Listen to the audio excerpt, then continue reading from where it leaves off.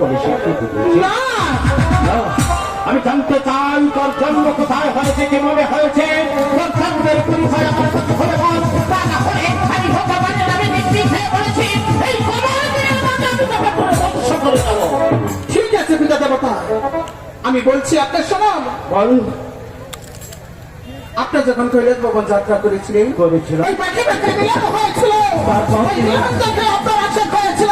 ওই আশাকে ছুটে একটু আমি বড় পত্তার বাবার উপর পত্তার নাম দিয়ে পত্তার বাবা দিয়ে বাস্তব দিয়ে আমাকে লালন পালন করে এতদিন বড় করেছি। মনে পড়েছে, মনে পড়েছে, সব কিছুই মনে পড়েছে।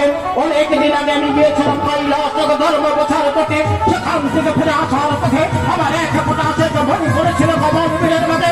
সেখান থেকে যদি তোর জন্ম হয়ে থাকে, এইটা আমার অনুষ্ঠান সন্তান, আমি হয়েছি তোর জন্ম তথা পিতা, তাই তো তোর পিতা হয়ে আমি তোর সাথে যে খারাপ আচরণ করেছি, তার জন্য তোর হতে বাবা পিতা তোর কাছে ক্ষমা প্রার্থনা করছে বাবা। না পিতা, তেমন কথা বলবেন না। আপনি যে আমার মাতার মনে, তুমি আমাকে ক্ষমা করেছো।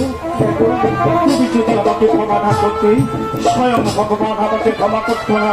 আমি দিবাদেব মহাদেব, এই পৃথিবীর সবাই আমাকে দেবতা বলে স্বীকার করে, একটি করে প্রাণ খোঁজা দেয়। সেই দেবতা ফুলের বসতে তার কন্যাকে না চিনতে পেরে অনেক কত কথা বলে ফেলেছে। আমি যেতে চেয়েছিলাম সেই কন্যা সকল কুসুমি পাড়া, আমি যাবো না আশা করে ভগবান সবার স্বীকার দিয়েছে। আমি তোমাকে নিয়ে যাবো পঞ্চপুর শহরে। ঠিক আছে পিতা দেবতা। পিতা আমি যাবো। আপনি বন্ধন করো, তুমি আমার পুষ্কর বিস্মার হও। এই থেকে নিয়ে যাবো সেই কৈলাস নগর। এইবার চলুন। ওকে